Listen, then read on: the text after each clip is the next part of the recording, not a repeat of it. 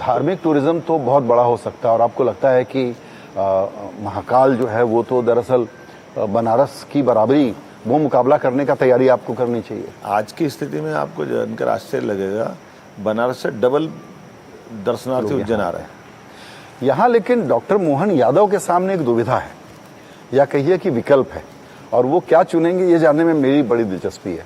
एक तरफ तो आप उज्जैन के हैं तो जाहिर है कि भोले शंकर के लिए एक उनको प्राथमिकता मिलनी चाहिए, लेकिन कृष्ण भगवान भी उतने ही इंपॉर्टेंट हैं कि यदुवंशी के लिए। तो कृष्ण और शंकर में से आप एक चुनेंगे या दोनों पर काम करेंगे? आपने थोड़ा संशोधन, आपकी बात में संशोधन कर दूं, चित्रकूट भी हमारे यहाँ है। तो हमारे यहाँ जैसे अयोध्या में वर्तमान के दौर में पूरा फोकस हुआ लोगों का, तो भगवान राम के लिए अयोध्या उतनी महत्व की 11 साल उनने वनवास में चित्रकूट में निकाले। तो भगवान राम का, भगवान कृष्ण का, और इसी प्रकार से आपकी जानकारी के लिए शक्तिपीठ भी है हमारे यहाँ।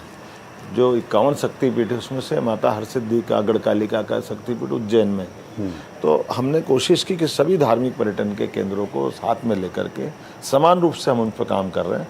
और ख़ासकर भगवान राम और भगवान कृष्ण के लिए तो स्टेट में जहाँ जहाँ उनकी लीलाएँ हुई है वो प्रत्येक स्थान को तीर्थ बनाने के लिए हमने इस पर डिसीजन कर लिया है।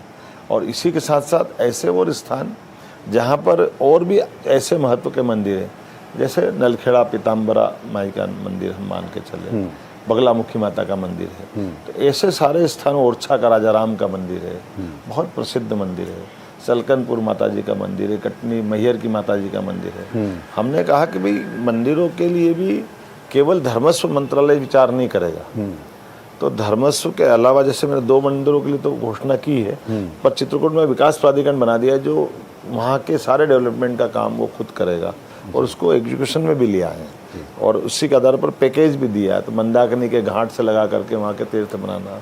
लेकिन अभी हमने प्लान किया कि लगभग 3000 से बड़े मंदिरें उज्जैन सहित पूरे प्रदेश के अंदर हैं जो शासकीय हैं, लेकिन कोई गाँव में है, कोई शहर में है।